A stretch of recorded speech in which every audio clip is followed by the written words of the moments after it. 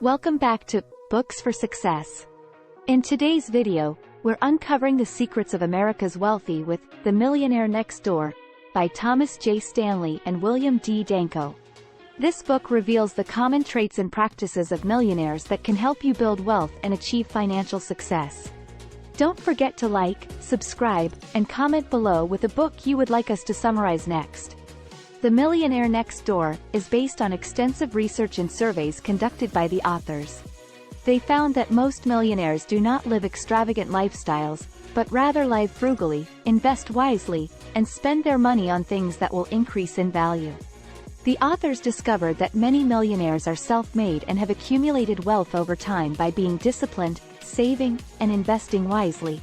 One key insight from the book is that if you want to become wealthy, you need to live below your means. This means spending less than you earn and investing the difference.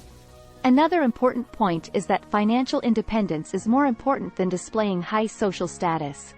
Many millionaires drive used cars, live in modest homes, and do not spend money on flashy displays of wealth. The authors also found that millionaires are proficient in targeting market opportunities. They often own small businesses in fields that may not seem glamorous, but are profitable.